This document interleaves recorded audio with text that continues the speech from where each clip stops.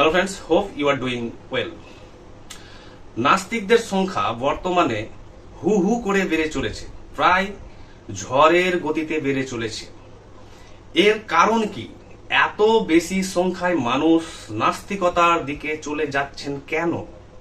যেখানে বেশ কয়েকশো বছর পূর্বে পাশ্চাত্য দেশগুলোতে প্রায় 90% আস্তিক ছিলেন, অর্থাৎ বিলিভার্স, যারা বিশ্বাস করতেন there is God, there is hell, there is heaven, বিশ্বাস করতেন। কিন্তু বর্তমানে এর চিত্র কিন্তু রিভার্স হয়ে গেছে, বিপরীত। সেটা এখন যদি আপনি পরিসংখ্যান দেখেন তাহলে দেখতে পাবেন যে পাশ্চাত্য দেশগুলোতে বর্তমানে নাস্তিকদের সংখ্যা পার্সেন্টেজ হচ্ছে 70%।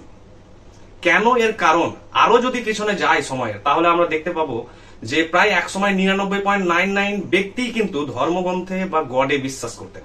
কিন্তু যত সময় যাচ্ছে তত কিন্তু নাস্তিকদের সংখ্যা প্রায় সব ধর্মেই একই ঘটনা বা একই আমরা চিত্র দেখছি। এর মুখ্য কারণ কি? চলুন ইনভেস্টিগেট করা যাক, তদন্ত করা যাক। নাম্বার 1, ধর্মগ্রন্থে প্রায় সমস্ত ধর্মগ্রন্থে যেটি ব্যবহার করা হয় শব্দ, সেটি হচ্ছে পার্সোনাল প্রোনাউন, অর্থাৎ ব্যক্তিবাচক সর্বনাম পদ। যেমন ধরুন আই, অর্থাৎ আমি বা তুমি বা আমরা। এই যে কথাগুলো কিন্তু গড বলছে যে আমি তোমাদের দেখছি বা নিয়ন্ত্রণ করছি বা তোমাদের পরীক্ষা করছি, বা গড যা কিছু ডাইরেকশন দিচ্ছেন, ডাইরেক্টিভ দিচ্ছেন, নির্দেশ দিচ্ছেন, তা কিন্তু সর্বনাম পদে ব্যবহার করা হচ্ছে, অর্থাৎ পার্সোনাল প্রোনাউন। অর্থাৎ আমি এই করব, আমি সেই করব, আমরা এই করব, সেই করব। এবার কথা হচ্ছে যে এই বর্তমান আধুনিক যুগে যারা আধুনিক শিক্ষায় শিক্ষিত, যারা দার্শনিক বিজ্ঞান মনস্ক জেনারেশন প্রজন্ম আছে, তারা কিন্তু প্রচন্ড এখন কিন্তু ইনফরমেটিভ তারা, এবং তারা প্রচন্ড ওয়েল ইনফর্মড এবং সচেতন, aware at the same time.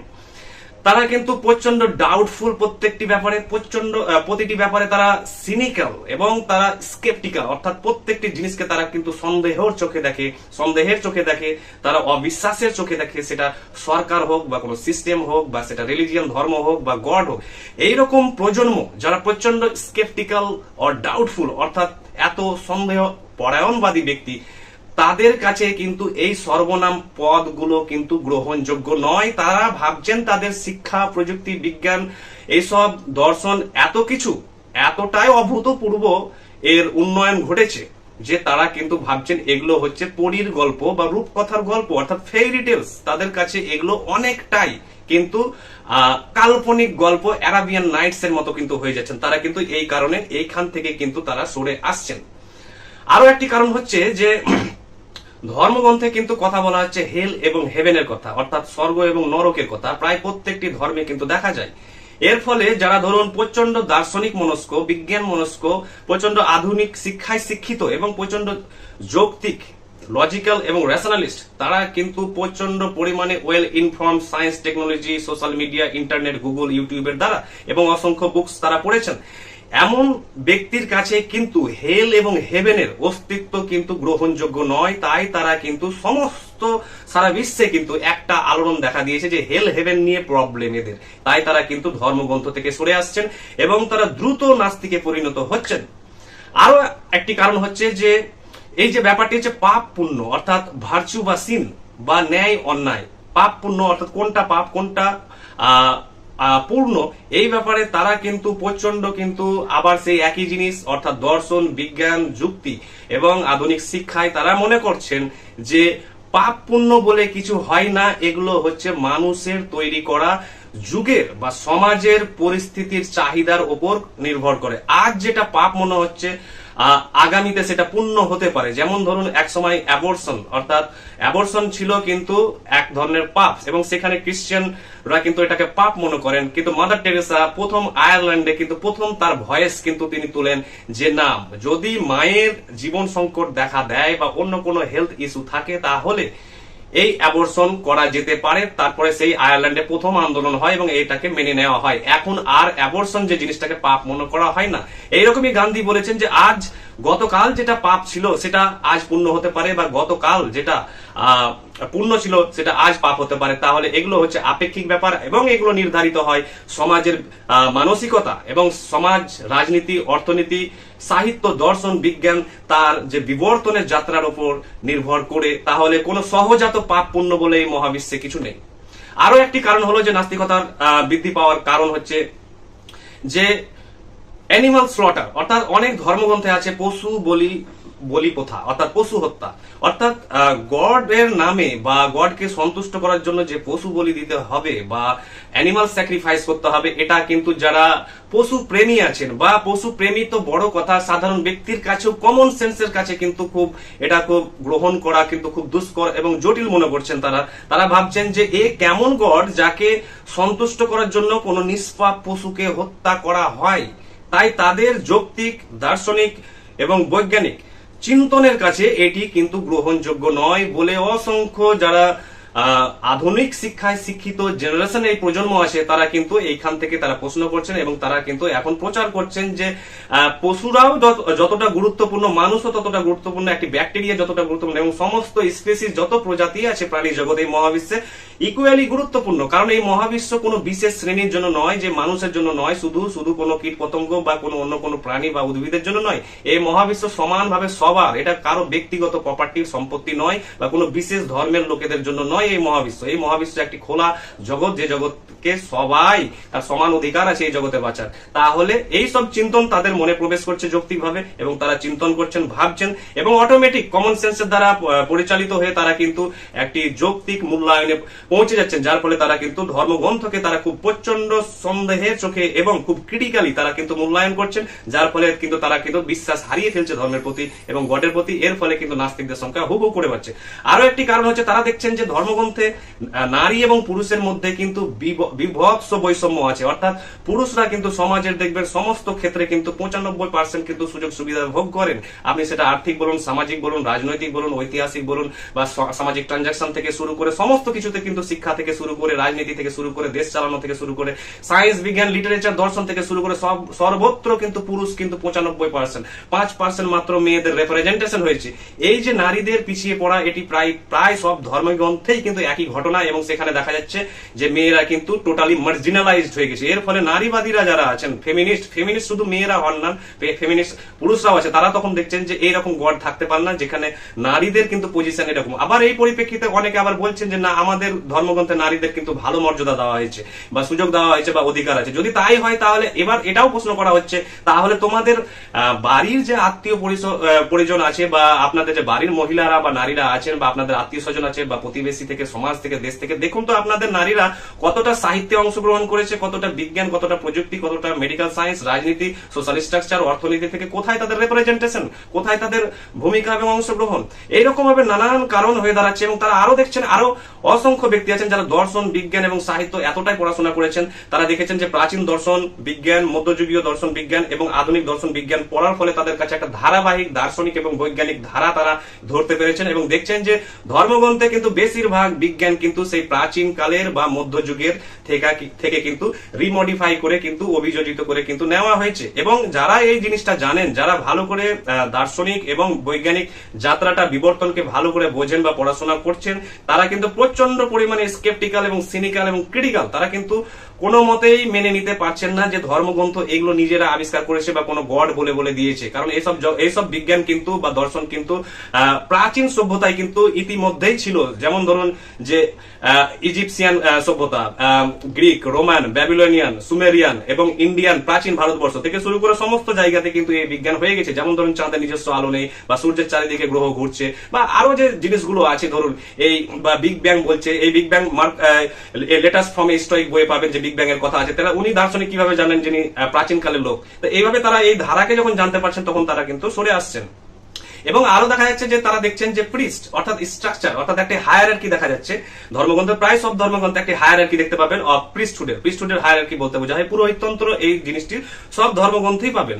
অর্থাৎ দেখবেন যে সেখানে ধরুন আমাদের যেমন ধরুন এই হায়ারার্কি, ধরুন এখানে ব্রাহ্মণ, এখানে ধরুন পুরোহিত, এই যে ধর্মীয় প্রতিনিধিরাদের র্যাঙ্ক, এটাকে বলা হয় সংঘবদ্ধ ধর্ম। এই সংঘবদ্ধ ধর্ম দেখেই ভাবছেন যে এক ধরনের এগুলো হচ্ছে একটা সোশ্যাল স্ট্রাকচার বা একটা সাংগঠনিক কর্পোরেট জিনিস। যারা ভাবছেন যে গড এরকম জিনিস কখনো করবেন না, কারণ এইসব ব্যক্তিরা কিন্তু বিভিন্ন ভাবে এক্সপ্লয়েট করছেন লোককে, কারণ গডকে জানার জন্য বা এই মহাবিশ্বকে জানার জন্য এরা কারা, এদের মাধ্যমে কেন আমরা জানবো, যখন এই মহাবিশ্ব একটা উন্মুক্ত খোলা বইয়ের মতো আমাদের সামনে, আমরা তো এই মহাবিশ্ব থেকেই তো দেখে স্টাডি করে এর উপরে ধ্যান মনন করেই তো সমস্ত সাহিত্যিক দার্শনিক এবং বিজ্ঞানীদের জন্ম হয়েছে। তাহলে এরা যে মিডিলে দাঁড়িয়ে আছে, এই যে প্রতিনিধি, ধর্মীয় প্রতিনিধি বা ধর্মীয় প্রচারকরা, তারা কারা এবং তাদেরকে আমরা মানি না, এরকম স্কেপটিক্যাল এবং আধুনিক শিক্ষায় শিক্ষিত প্রজন্ম কিন্তু হু হু করে পাশ্চাত্য দেশ থেকে শুরু করে ইস্টার্ন এই প্রাচ্য দেশ থেকে শুরু করে বাড়ছে এবং ধর্মগ্রন্থ থেকে তারা কিন্তু হু হু করে বেরিয়ে যাচ্ছে এবং নাস্তিকদের সংখ্যা কিন্তু এখন প্রায় ঝড়ের গতিতে বাড়ছে বা বিদ্যুতের গতিতে বা আলোর গতিতে, অর্থাৎ at the speed of light.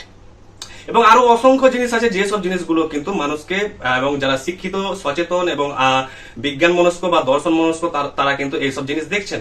আরো দেখছেন যে এখানে অনেক কিছু যেগুলো ব্যাপার আছে, ধরুন রিচুয়ালস, আনুষ্ঠানিকতা, ধরুন ফাস্টিং থেকে শুরু করে পিলগ্রিমেজ থেকে শুরু করে এগুলো কিন্তু তারা মানছে না। এবং তারা এও জানছেন যে যেমন ধরুন দার্শনিক ভলতেয়ার, ফ্রেঞ্চ ফরাসি দার্শনিক, বা ইসলামিক স্বর্ণযুগের ধরুন আলমারি, এরা কিন্তু ছিলেন, কিন্তু বলেছিলেন যে আমরা কোনো অর্থাৎ রেভেলেশনকে মানি না, আমরা কিন্তু গডের কোনো মেসেজকে মানি না এবং আমরা বিশ্বাস করি না যে কোনো গড কোনো ব্যক্তিকে বাছাই করেছেন বা কোনো সম্প্রদায় তার কাছে খুব কাছের বা শ্রেষ্ঠ কোনো বিশেষ শ্রেণী হয়তো আগে স্বর্গ লাভ করবে বা হেভেনে যাবে, তারা কিন্তু বিশ্বাস করতেন না। এবং তারা খুব জিনিয়াস লোক ছিলেন এবং তারা কিন্তু নিজেরা দার্শনিক ছিলেন এবং সমাজকে তারা গঠন করেছেন। এরকম ডেভিড হিউমও ছিলেন দার্শনিক।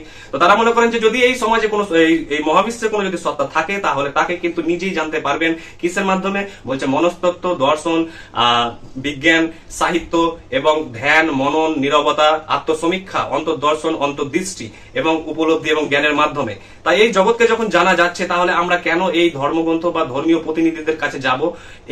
এই রকম একাধিক কারণ আছে। তাহলে উপায় কি, যে আমরা জানবো কি করে যে গড আছে কি নেই বা কোনটা সত্য কোনটা মিথ্যা? তাহলে উপায় আমি যদি বলি কয়েকটি, তাহলে উপায় বলবো এই যুগ হচ্ছে মিস্টিসিজমের যুগ, অর্থাৎ স্পিরিচুয়ালিটির যুগ, অর্থাৎ spirituality in the heightened sense, অর্থাৎ উচ্চতর অর্থে কিন্তু আধ্যাত্মিকতা, মিস্টিসিজম, যেখানে কোনো ধর্মগ্রন্থ নেই, কোনো সম্প্রদায় নেই, কারো কোনো আইডেন্টিটি নেই, কারো আধার কার্ড নেই, সে যে এ বি সি ডি গোত্রের লোক, সেখানে কোনো পুরোহিততন্ত্র নেই, সেখানে কোনো পিলগ্রিমেজ নেই, কোনো ধর্মীয় আনুষ্ঠানিকতা নেই। অর্থাৎ তারা বিশ্বাস করেন যেমন ধরুন একটি সুফি সম্প্রদায় বা বাউল সম্প্রদায় বা মিস্টিক, এই যে এরা মনে করেন বা দার্শনিক বা বিজ্ঞানীরা যে কোন কারো সাহায্য না নিয়েই তোমরা নিজে নিজে এই জগৎকে জানতে পারবে এবং মহাবিশ্বের যদি কোনো সত্তা, চরম সত্তা, কোনো এসেন্স বা নন বিং বা বিং বা ম্যানিফেস্টেশন, টোটাল মিস্ট্রি যদি থাকে, কোনো রহস্য বা সিক্রেট যদি থাকে, তা আপনি নিজে জানতে পারবেন, নিজের মতো করে জানতে পারবেন। তাই তারা এখন সরে আসছেন কিসে, যে যদি আধুনিক ধর্মগ্রন্থ থাকে ভবিষ্যতে তাহলে ধর্মগ্রন্থটা কেমন হবে। তারা বলতে চাইছেন এরকম যে এই ধর্মগ্রন্থ হবে যে আধুনিক শিক্ষার উপরে ভিত্তি করে, আধুনিক যুক্তির উপরে ভিত্তি করে, আধুনিক দর্শন বিজ্ঞান প্রযুক্তির উপরে ভিত্তি করে হবে এবং এখানে থাকবে সাইকোলজি, থাকবে এখানে মোরাল ভ্যালুস থাকবে, যেখানে নৈতিক কর্তব্য মূল্যবোধ থাকবে, সেগুলো সবই টোটাল আধুনিক হবে এবং এখানে থাকবে অন্তর্দর্শন, ধ্যান, সমস্ত কিছু থাকবে এবং টোটাল থাকবে সাম্য, থাকবে ইকুয়ালিটি, থাকবে ইকুয়ালিটি শুধু ধর্মেই নয়, সামাজিক রাজনৈতিক থেকে শুরু করে অর্থনৈতিক থেকে সাম্যতা থাকবে, ইকুয়ালিটি, এবং ছেলে মেয়ে সবাই সমান এবং কাউকে ছেলে এবং মেয়ে, নারী পুরুষ ভাগ করা যাবে না, কারণ সবাই হচ্ছে ব্যক্তি। অর্থাৎ জন স্টুয়ার্ট মিল, একজন বিখ্যাত পাশ্চাত্য দার্শনিক, তিনি বলেছেন তার বইয়ে অন লিবার্টি বইয়ে যে কেউ ছেলে বা কেউ মেয়ে নয়, কেউ নারী বা পুরুষ নয়, সবাই হচ্ছে ব্যক্তি, অর্থাৎ ইন্ডিভিজুয়াল। তাকে জেন্ডারিং করা যাবে না, অর্থাৎ তাকে লিঙ্গ আরোপ করা যাবে না, যে তার এই চেহারা দেখে বলা যাবে না তিনি মহিলা বা নারী বা পুরুষ, সেহেতু সে এই বা এই, এগুলো কিছু করা যাবে না, কারণ প্রত্যেকে হচ্ছে মানুষ। আর একে তিনি বলতে চেয়েছেন যে ইন্ডিভিজুয়াল, অর্থাৎ সবার সমান অধিকার আছে। এরকম ভাবে যদি দেখি তাহলে দেখা যাচ্ছে যে এই আধুনিক বিজ্ঞান, দর্শন, প্রযুক্তি এবং সাহিত্য, মনস্তত্ত্ব, ধ্যানের জগতে মানুষ কিন্তু আর এগোতে চাইছে না এবং দেখছেন যে ধর্মগ্রন্থে তারা অনেক আরো কারণ খুঁজে পেয়েছেন। যেমন বলছে যে সব ধর্মগ্রন্থই কিন্তু যুক্তি, দর্শন, বিজ্ঞানের পরিবর্তে দাঁড়িয়ে আছে কিসের উপরে? ফেথের উপরে, অর্থাৎ বিশ্বাস। আর এই বিশ্বাসটি কেমন? অর্থাৎ এই বিশ্বাসটি এক ধরনের হচ্ছে ব্লাইন্ড বিলিফ, অর্থাৎ যে আপনাকে মেনে নিতে হবে। গড বলছেন যে তোমরা আমাকে মানো বা আমার পাঠানো এই লোককে মানো বা তাকে মানো। এবার এই কথাগুলো তাদের কাছে মনে হচ্ছে যে এগুলো তো বিশ্বাস, আমি যাচাই করে যদি না করি তাহলে আমি সত্য মিথ্যা কিভাবে জানবো? আমি যদি সাহিত্য, দর্শন, বিজ্ঞান দিয়ে ভালো করে যাচাই না করি, শুধু বিশ্বাসের মাধ্যমে যদি আমি আত্মসমর্পণ করে দিই, তাহলে তো আমার জানার যে সম্ভাবনা, যে সুযোগ, সেগুলো তো সব বন্ধ হয়ে গেল। এরকম নানান তাদের কাছে কিন্তু অনেক কোয়েশ্চেন তাদের কাছে অ্যারাইজ করছে এবং এই প্রজন্ম, আপনারা বহু আর্টিকেলস ধরুন গুগল, ইউটিউব বা বুকসে পাবেন, যেরকম প্রচুর বই লেখা হচ্ছে এবং যে বড় বড় নাস্তিকদের নামের মধ্যে ধরুন যারা বিজ্ঞানী নাস্তিক, আমি সাধারণ নাস্তিকদের কথা বলছি না, যেমন ধরুন রিচার্ড ডকিন্স থেকে শুরু করে সব। আর তারপরে এসে ধরুন আধুনিক যুগে ধরুন ডারউইনের বিবর্তনবাদ শুধু ডারউইনের নয়, আজকে ধরুন এটা মেন সায়েন্টিফিক কমিউনিটির একটি বিষয়। এখন প্রতিটি বিজ্ঞানীরাই মানেন কিন্তু যে ডারউইনিজম কিন্তু, অর্থাৎ বিবর্তনবাদ, এভলিউশন থিওরি, এভলিউশনের থিওরি কিন্তু সত্য। কারণ এই এভলিউশনের থিওরির মাধ্যমে আপনি জানতে পারবেন তিনটি জিনিস, অর্থাৎ biological evolution, psychological evolution and physical evolution, অর্থাৎ জৈব বিবর্তন, মনস্তাত্ত্বিক বিবর্তন এবং প্রাকৃতিক বিবর্তনের মাধ্যমে এই মহাবিশ্ব চলছে। যার ফলে কিন্তু আজকে ডারউইন বা এভলিউশন থিওরি কিন্তু প্রত্যেকটি বিষয়ে প্রত্যেকটি ইউনিভার্সিটি কলেজে পড়ানো হচ্ছে। এর পড়ার ফলে এবার এরা প্রশ্ন করছে যে তাহলে মানুষকে কি করে গড সৃষ্টি করে পাঠালো। কারণ ডারউইন মানলে কিন্তু গডের যে সৃষ্টিতত্ত্ব কিন্তু প্রশ্নে চলে আসছে, তাই তারা কিন্তু বিজ্ঞান এবং দর্শনের দিকে প্রচন্ড পরিমাণে ঝুঁকে পড়েছেন। এর ফলে কিন্তু সৃষ্টিতত্ত্ব অর্থাৎ ক্রিয়েশনিজম, অর্থাৎ যে সব ধর্মগ্রন্থে বলছে যে আমরা এই দিনে বা এইভাবে মানুষকে বা প্রজাতিকে সৃষ্টি করলাম, তারা কিন্তু মানছেন না, তারা প্রত্যাখ্যান করে দিচ্ছেন। এর ফলে মানুষ কিন্তু এখন নাস্তিকতার দিকে প্রচন্ড পরিমাণে ঝুঁকে পড়েছেন। তো এই হচ্ছে একাধিক কারণ। এবং এখান থেকে যদি আমি একটি কথা বলবো, লাস্ট কথা, যদি নিজের সত্য যদি জানতে হয় যে সত্য কি আছে, অর্থাৎ আছে কি নেই কোনো কিছু, তা হলো দুটি রাস্তা, অর্থাৎ একটি হচ্ছে সাইকোলজি আর একটি হচ্ছে ফিলোসফি, মনস্তত্ত্ব, একটি হচ্ছে দর্শন। এই দর্শন এবং মনস্তত্ত্বকে জানার উপায় হচ্ছে ধ্যান, অন্তর্দর্শন, আত্মসমীক্ষা, অন্তর্দৃষ্টি। এই মননের জগতের মাধ্যমে যদি কেউ যান, তাহলে অবশ্যই সে দর্শন, বিজ্ঞান এবং মনস্তত্ত্বের মাধ্যমে এই মহাবিশ্বের রহস্য উদ্ঘাটন করতে সমর্থন হবে।